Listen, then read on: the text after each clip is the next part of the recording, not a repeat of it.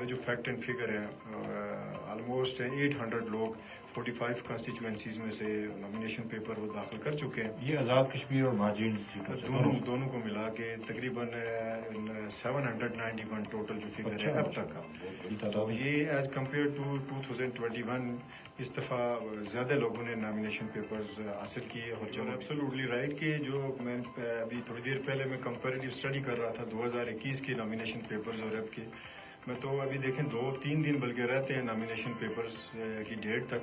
تو 800 لوگ nomination paper submit کروا چکے ہیں. تو 2 دنوں میں آپ اباؤٹ 300 بھی لگائیں تو 2021 کی نسبت اس دفعہ زیادہ نامینیشن پیپرز کے. دیکھیں لوگوں کی پارٹیسپیشن الحمدللہ ہو بھی رہی ہے. RO کے پاس آج میں ڈسٹرکٹ مظفر آباد میں آنریبل ریٹرننگ آفیسر صاحبان کی طرف گیا تھا تو وہاں آج بھی لوگ نامینیشن پیپر جمع کروا رہے ہیں اور چھوٹی چھوٹی ٹولیوں کی شکل میں آ رہے ہیں. اور نامینیشن پیپرز کے ٹائم جلوس منع ہم نے کیا ہوا ہے, وہ ضابطہ اخلاق ہے تاکہ کوئی بدمزگی پیدا نہ ہونا. تو وہ آلریڈی ایک SOPs جاری ہے کہ جب نامینیشن پیپرز آپ سبمٹ کریں گے تو وہ جلوس کی شکل میں نہیں ہوگا.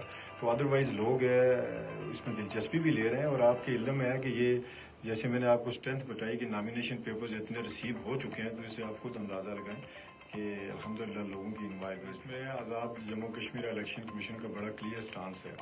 جیسے کہ آنریبل CC صاحب کے انٹرویو بھی وائرل ہوئے کہ جو کانسٹیٹیوشن ہے نا 1974 کا, اس کا مینڈیٹ جو ہے ہم نے ودن 60 days from the first meeting of the assembly ہم نے الیکشن میں جانا ہے.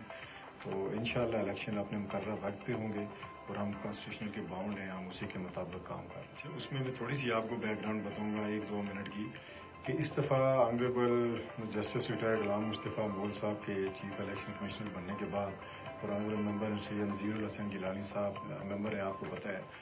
تو پہلی دفعہ ہم مہاجرین کے حلقوں میں گراس روٹ لیول پہ گئے.